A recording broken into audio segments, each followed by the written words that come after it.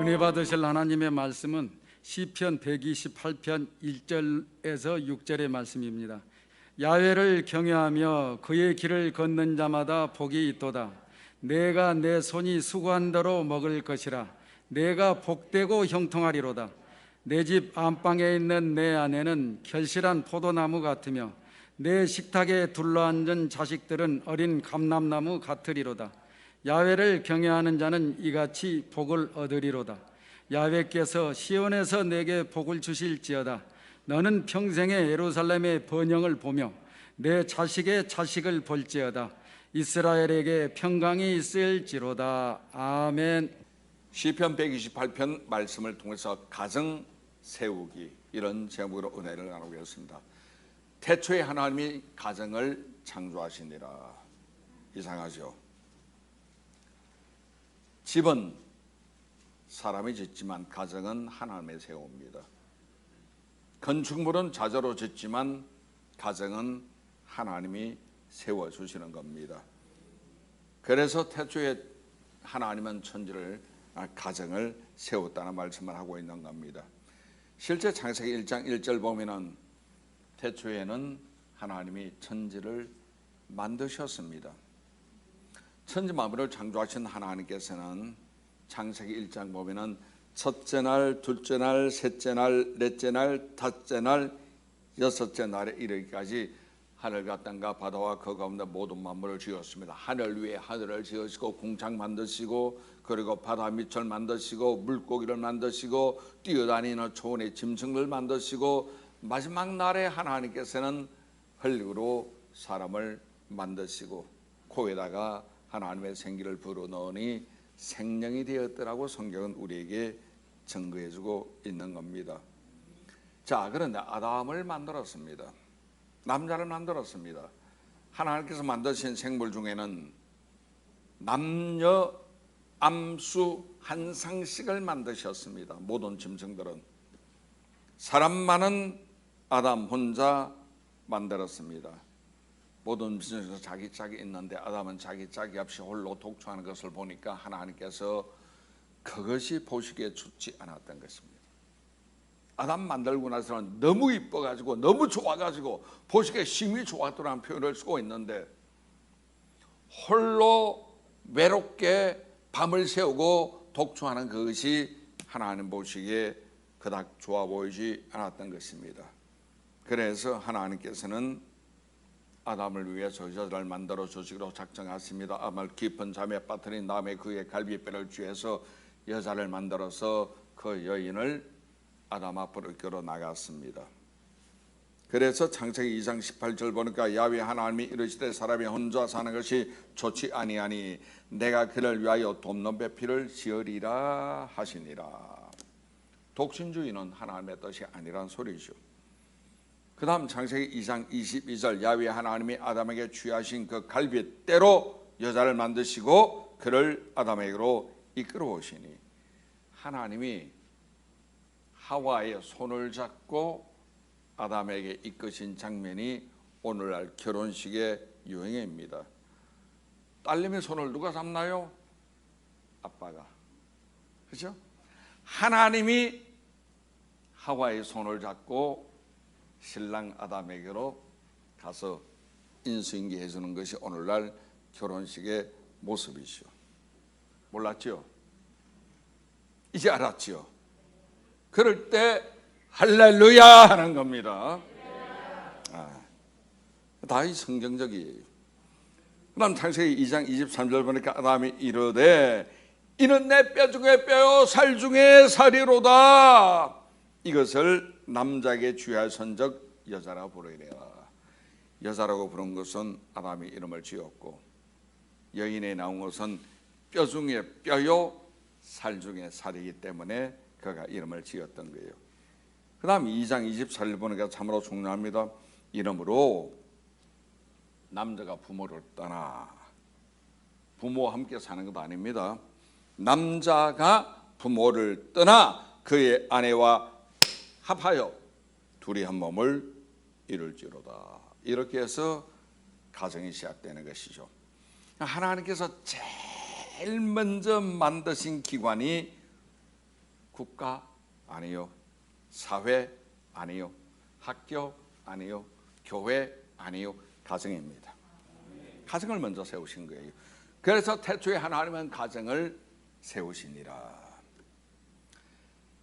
영국의 작가 웰즈라는 사람이 있습니다. 허버트 조지 웰즈가 소설을 쓴 게 무덤이라는 소설인데, 왕이 너무나 사랑하는 자기 아내 만나가지고 결혼했는데 결혼한 지 얼마 안 돼가지고 사랑하는 여인이 죽어버리고 말았죠. 너무나 슬퍼서 왕은 눈물을 흘리면서 장례를 치릅니다. 왕비 무덤을 자기 궁 가운데 세우는 거예요. 사랑하는 여인을 일찍 잃었기 때문에 그 일을 늘 기억하기 위해서 왕비 무덤을 가운데 딱 세우고 동쪽에 자기 자신 모습을 뜬 동상을 만드는 거예요. 죽은 왕제지만 신랑 동상이 여기 있으니 매일 보고 지내지요 하는 뜻으로서 자기도 죽은 여인을 바라보고 죽은 여인도 자기의 동상 보고 서로 지켜라고 동상을 오른쪽에 만들었습니다. 동쪽에. 1년 지난 뒤에 왕은 다시 서쪽에다가 아름다운 정원을 조성했어요. 가운데 무덤이 있고 동쪽에 자기 동상이 있고 맞은편 서쪽에 아주 아름다운 정원을 만들었습니다. 1년 지났습니다. 또 너무나 허전하기 때문에 무덤 북쪽에다가 큰 성, 아름다운 성을 건축했죠. 그러니까 무덤이 가운데 있고 이쪽에 동쪽에 왕의 동상이 있고 서쪽에 정원이 있고 북쪽에 아름다운 그 궁을 만들었습니다. 세월이 흘렀습니다. 흐르고 흘러서 왕이 혼자 살 수 없기 때문에 자기는 다시금 새 가정을 이루었습니다. 그리고 얼마간 세월이 지난 뒤에 과거의 슬픔을 잊어버리고 말았죠. 무심코 왕궁을 거닐면서 주변의 경치를 보다 보니까 눈에 거슬리는 것이 하나 보였습니다. 동상도 좋았고 정원도 좋았고 아름다운 왕궁도 너무나 좋은데 가운데 저 왜 무덤이 있냐? 그 무덤이 누구 거냐? 저 무덤이 눈에 거슬리니까 없애버리라. 자, 그래서 왕비 무덤이 사라졌어요. 처음에는 왕비 무덤이 허전할까봐 꾸몄던 동상입니다. 정원입니다. 그리고 웅장한 성이었습니다. 세월이 지나니까 마음이 변해가지고 주객이 전도되었고 그 무덤이 사라져버리고 말았습니다. 그렇죠. 정반대되는 이야기가 있기도 합니다. 세계 7대 불가사의 중에 하나가 인도의 타지마할입니다. 타지마할 왕국은 뭐냐면은 왕이 죽은 왕비를 너무나 그리워한 나머지 죽은 왕비를 추모하기 위해서 만든 웅장한 건축물이 타지마할 궁인데, 그 당시 고대 사회에서 어떻게 이렇게 아름답고 웅장한 건물을 지을 수가 있었느냐 하는 것이 세계 7대 불가사의 중에 하나입니다. 세월이 지나도 왕비에 대한 사랑이 변하지 않았다는 내용이죠. 얼마 전에 저는 어떤 가장 이야기를 들었습니다. 지금은 은퇴했어요. 나이가 저보다 조금 아래인데도 50대 중반인데 은퇴해버리고 말았습니다. 이 사람은 정말로 아름답고 행복한 가정을 이루기 위해서 밤낮 없이 열심히 일했대요. 제가 고등부 학생들 가르칠 때 그때 1학년, 2학년, 3학년 쭉 저와 같이 올라왔던 교회학교 아이입니다. 지금은 나이가 55세 되었죠. 서울대를 들어갔고 그 다음에 행정고시를 써가지고 국가중앙기관에 아주 높은 자리에 있다가 얼마 전에 나와서 지금은 놀고 있습니다. 자기는 행복한 가정을 위해서 밤낮 없이 열심히 너무나 일을 했대요. 손에 지문이 사라질 정도로 열심히 일을 했고, 너무나 정부 일을 하는 게 힘들고 고되었고 그 당시만 해도 월급이 작기 때문에 그냥 국가 경영한다는 그 의무감 하나 때문에 정말 밤낮 없이 일을 했다는 거예요. 학봉 가지고 아껴서 저축도 하고 그래 집도 마련하고 생활에 여유가 생겼고 자녀들도 어느 정도 컸는데, 이제는 은퇴했기 때문에 연금이 나오잖아요. 고생 뒤에 낙을 누린다고 그래 생각하고 편안한 삶을 누리려고 했는데, 문제는 뭐냐면 일만 하다 보니까 가족 간의 대화가 소홀해졌던 거예요. 아들은 아들대로 딸은 딸대로 아빠에 대해서 오해를 하고 있는 부분이 참 많은 거예요. 아빠는 일밖에 몰라. 우리 사랑 안 했잖아. 엄마하고 대화도 안 했잖아. 우리하고 놀아준 적이 있어. 매일 아빠는 밖에 나가 있었기만 했잖아. 지금 왜 우리를 찾는 거야? 이러면서 자식이 오해를 하는 걸 보고 나서 이 사람은 내가 이러려고 애를 썼나, 고생했나? 나는 가족의 행복을 위해서 열심히 죽으라고 일을 했는데 정작 이 사람은 행복을 놓쳐버리고 말았다는 거예요. 이게 오늘날 현대인의 단면 중에 하나입니다. 자, 가정의 가치는 어디에 있을까요? 오늘날 가정의 가치는 사적인 영역에 있는 것이 아닙니다. 공적인 영역의 영향도 분명히 큽니다. 다시 말해서 정치, 경제, 사회, 교육, 문화 모든 것과 연관되어 있는 것이 가정입니다. 더군다나 교육은 큰 몫을 차지하고 있습니다. 선생님, 어떤 이념을 가진 선생에게 배우느냐에 따라서 그의 뇌 구조가 달라지고 생활 방식이 달라지기 때문에 교육의 영향이 아주 큰 겁니다. 가정의 아픔은 가족 공동체 전체의 아픔이죠. 가정의 행복은 가족 공동체 전체의 기쁨이 될 수가 있는 겁니다. 그런데 보십시오. 지금 현재 한국의 많은 가정이 위기에 직면해 있습니다. 더구나 작년부터 시작된 코비드 감염병 사태 이후에 더더욱 이것은 위기는 심화되고 있는 겁니다. 사회적으로 보십시오. 양성평등이다 혹은 출산과 양육을 사람들은 거부하고 있는 거예요. 경제적으로 봐도 양육비가 너무나 어렵고 학비 대기도 힘들고 생활비만 늘고 주택은 젊은 사람이 이제 사는 것은 거의 불가능할 정도로 문재인 정부 4년 동안에 집값이 8배 올랐다고 나왔습니다. 윤리적으로 봐도 배우자와 갈등이 있기도 하고 혹은 타락하기도 합니다. 문화적으로 봐도 성적 차이가 있고 생활 습관 차이가 있기 때문에 지금은 참고 사는 시대가 아닙니다. 전에는 참고 살았잖아요. 지금은 절대 참고 사는 시대가 아닙니다. 위기를 보니까 이혼율에서 극명하게 드러나고 있는 거예요.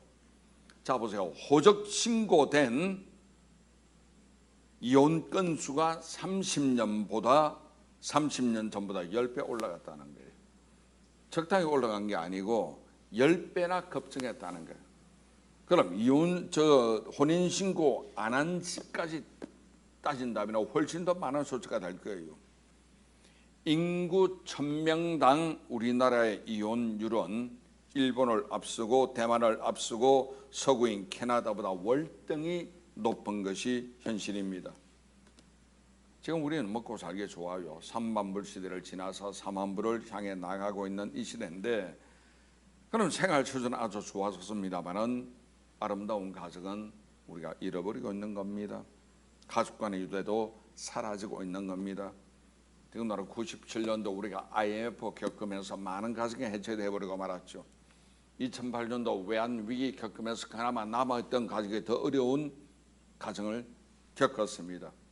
작년부터 시작된 코비드 감염병은 정말 어려운 위기를 우리가 겪을 수밖에 없었습니다. 그러니 이혼 가정도 점점 늘어나고 있고 비혼이다 혹은 졸혼이다 이것도 훨씬 늘었습니다. 자녀 출생은 어떨까요? 뚝 끊어져 버리고 말았습니다. 더군다나 사회적으로 볼 때 동성애를 조장합니다. 성전환, 트랜스젠더가 나옵니다. 퀘어 행사 같은 이러한 타락한 문화는 전통 가정을 파괴시키고 있는 겁니다. 정치 이념, 좌파 유속한 정치 이념은 남녀 간의 갈등을 부추기고 있습니다. 저는 20대, 30대는 한 마음이었는데 지금은 20대, 30대에서 남과 여가 싸우고 있는 거예요. 이념적으로 싸우고 있는 거예요. 원수가 되다시피 한 이런 사회가 되어버린 건 정치가 문제입니다. 정치가 갈등을 조장했기 때문에 그런 겁니다. 왜 조장했을까요? 표국을 하느라고. 이게 바로 문제가 될 수가 있는 거예요. 자, 어찌됐든 간에 우리의 가정은 복된 곳이 되어야 됩니다. 가정에 들어가면 평안함이 있어야 되고 웃음이 있어야 되고 가족의 행복이 있어야 되고 가족 간에 대화가 있어야 되고 상담이 있어야 되고 어려운 문제는 서로 부모에게 혹은 자식에게 대화를 통해서 풀어나가는 이런 화목함이 있어야 합니다. 그게 바로 복입니다. 가족은 하나님의 창조 질서 안에서 하나님께 우리가 복을 받아야 합니다. 주일은 어떤 날입니까? 하나님께 예배드리는 날이에요. 그러죠. 또 하나 주일은 뭡니까? 하나님께 복받는 날입니다.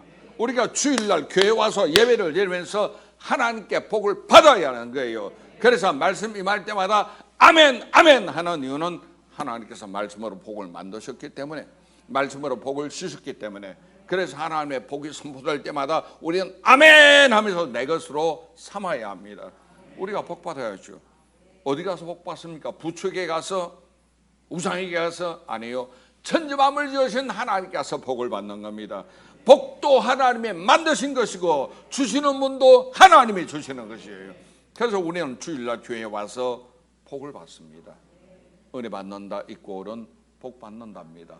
하나님 만난다 이꼴은 복에 거는 되신 분을 만난다는 것입니다. 그리스도 예수 그분을 내가 믿는다 것은 하나님께 복 받기 위해서 나간다는 것을 의미지고 있습니다.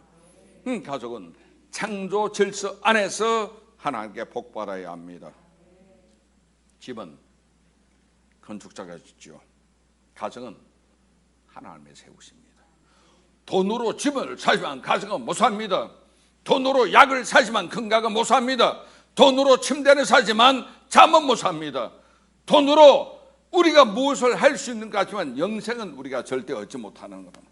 하나님이 주셔야 되는 거예요.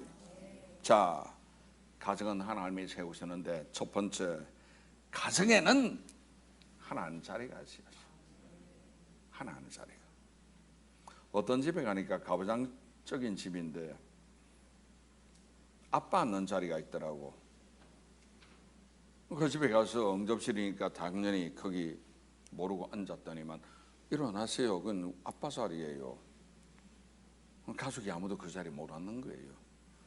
그런 공간 자리, 그보다 훨씬 더 중요한 것은 이 가정에는 하나님을 모시는 자리가 있어야 합니다. 그게 뭐냐? 예배가 되는 거예요. 왜 하나님 자리가 필요할까? 하나님은 영이시기 때문에 영이신 하나님이 가정에 모셔드려야 합니다. 왜냐? 하나님은 예배하는 자를 찾으신다고 요한복음 4장 23절에 말씀하고 있죠. 우리가 영이신 하나님께 예배를 드려 어떻게 드립니까? 영과 진리로 드리라고 요한복음 4장 24절에 분명히 말씀하고 있죠. 우리가 가정에서 예배를 드릴 때는 하나님 모시는 자리입니다. 내 가정에 하나님의 주인 되어야 하시고 가족 모두가 하나님을 경외하는 그런 가정이 되어야 합니다. 우리가 결혼을 보면은 남자 여자 만나잖아요. 요즘 잘못된 사고가 뭐냐? 남자 만납니다. 여자 만납니다. 그래서 가정을 이룹니다. 그건 창조 질서에 어긋나는 겁니다. 남자와 여자가 만나는 거예요. 그래서 남편 되고 옆 아내라는 말을 우리가 듣는 겁니다. 그럼 남편과 아내 당사자 간의 약속을 넘어서 하나님과 언약에 기초하는 것이 중요합니다. 마태복음 19장 4절 이하에 보면 예수님이 하신 말씀이 있습니다. 예수께서 대답하여 이르시되 사람을 지으시니가 본래 그들을 남자와 여자로 지으시고, 그렇죠, 남자로 안 만들었습니다. 본래가 남자 아니면 여자입니다. 그렇게 하나님이 뱃속에 아이를 임신했어요. 뭡니까? 아브라함 딸이지. 둘 중에 하나잖아요.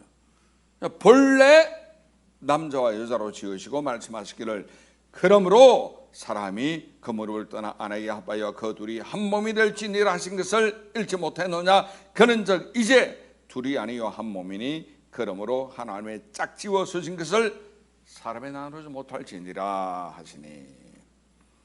우리 가정에는 하나님을 모시는 자리가 있어야 합니다. 내 가정에, 여러분 가정에 하나님 모신 자리가 있나요?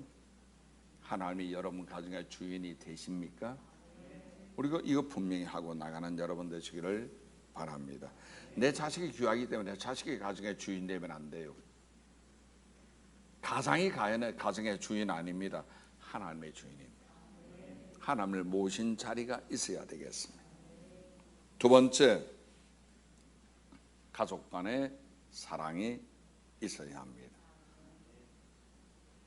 믿음도 있어야 하고 돈도 있어야 합니다. 건강도 있어야 합니다. 그러나 중요한 가족 간의 사랑이 있어야 합니다. 믿음, 소망, 사랑 이 세 가지는 항상 있을 것인데 그중에 제일은 사랑이라 했더니만 젊은 사람보다 목사님 요즘은 그게 아니에요. 믿음, 소망, 사랑, 돈 이 네 가지는 항상 있을 것인데 그중에 제일은 돈이라 아니에요. 가족 간의 사랑이 있어야 합니다. 이게 바로 가족 공동체가 되는 거예요. 같이 산다는 것은 공존의 원리에 끝나는 것이 아닙니다. 사람들은 서로 상정을 벌일 때 이용가치로만 이용할 때가 참 많이 있습니다. 남편이 돈 버는 기계다, 아내가 살림하는 여자다, 이용가치가 되는 거예요. 이용가치 되면은 인격적 관계는 깨집니다. 나와 너가 아니라 나와 그것입니다. 돈 버는 기계, 살림하는 여자, 나와 그것이 되는 거예요. 그렇게 전락되면 큰일 납니다. 남편이 여러분 가장으로서 돈 벌어오는 그러한 기능만 가지고 있나요? 여자가 살림하는 그리고 애 키우는 그런 기능만 가지고 있는 건 절대 아니지 않습니까? 하나님의 사랑에 근거해서 은혜의 원리를 따라서 살아야 합니다. 은혜의 원리가 있어야 같이 사는 공존의 원리가 가능해질 수가 있는 겁니다. 그래서 에베소서 5장 24절 25절 보니까 그러므로 교회가 그리스도에게 하듯 아내들도 범사에 자기 남편에게 복종할지니라. 남편들아 아내 사랑하기를 그리스도께서 교회를 사랑하시고 교회를 위하여 자신을 주신같이 하라. 아내의 역할이 있고 남편의 역할이 동시에 나오고 있지 않습니까? 자기만 주장해서는 안 됩니다. 나는 이게 좋아, 이대로 하겠어, 난 이거 먹을 거야, 이것만 해줘, 자기 주장해서는 안 됩니다. 하나님의 사랑 안에서 서로 돌보고 서로 존중하고 서로 사랑하는 여러분 되시기 바랍니다. 사랑은 받기 전에 주는 것이요. 가족과 사랑은 대화해야죠, 배려해야죠, 존중해야죠, 그리고 겸손해야 합니다. 그렇죠. 세 번째, 가정에는 성김과 배려가 있어야 합니다. 성김은 예수님이 우리에게 이미 본을 보여주셨잖아요. 세족식을 통해서 성김과 배려가 분명히 있어야 합니다. 과거의 가부장 시대에는 종속적이죠. 아버지, 엄마 종속적입니다. 자녀, 그리고 수직적이었습니다. 과거에는 남편이 할 일이 있고 아내가 할 일이 분명히 정해져 있어서 역할 분담이 분명했죠. 부인은 살림하고 밥상 차리고, 아내가 밥상 차릴 동안 남편은 뭐합니까? 담배 피고 신문 보고 있는 거죠. 신문 보다가 A가 응애 울고 쌌습니다. 여보, 애기 길게 가라. 자기는 신문 보고. 애기를 돌보는 것 전부 여인의 역할이었습니다. 애가 울면은 남편은 아내를 야단칩니다. 아니, 아내가 울린 것도 아닌데 애가 우는 건 직업입니다. 주특기예요. 애가 우는데 엄마를 왜 야단칩니까? 과거에는 그렇게 살아서 종속적이었습니다. 종속적. 지금은 시대가 변했죠. 그렇게 하다가 하루 만에 쫓겨나는 수가 있는 거예요. 지금은 부부 역할에 따로 있는 게 아닙니다. 같이 수고하고 같이 돌보고 같이 혜택을 누리고 자녀를 양육하거나 자녀를 돌보는 것도 같이 해야 됩니다. 그러기 위해서는 서로 간에 섬김이 있어야 되겠습니다. 그리고 배려가 있어야 되겠습니다. 남편 하루 밖에 나갔다가 저녁에 돌아오면 얼마나 힘들었을까. 그럼 들어온 남편은 아내가 집에서 살림하고 있다 해도 얼마나 수고가 많았을까. 내가 미처 알지 못하는 어려운 애로사항을 분명히 가지고 있을 것 아닌가 하는 서로 간의 섬김과 배려가 있어야 합니다. 그래야 가정이 건강하고 건전해지고 행복한 가정이 완성이 될 수가 있습니다. 망가진 둥지에는 온전한 달걀이 있을 수가 없다는 말이죠. 둥지가 깨지면은 달걀도 깨져버리고 만다는 겁니다. 가정의 성김과 배려는 필수입니다. 우리는 이 가정의 달을 맞이해서 여러분 가정에 하나님 자리를 모시는 여러분 되시기 바랍니다. 왜? 가정은 하나님이 세우셨기 때문에. 아무리 세상에 잘 나가도 하나님 없는 가정은 모래 위에 지은 집과 같은 거예요. 가정에 하나님 모신 자리를 세우십시다. 가족 간의 사랑을 서로 나누는 여러분 되시기 바랍니다. 여러분 가정에 서로 섬김과 배려가 있으시기를 바랍니다. 기억하십시오. 가정은 하나님이 세우셨어요. 인위적으로 내 잘못으로 그 가정을 깨뜨리지 않는 여러분 되시기를 주님의 이름으로 축원합니다.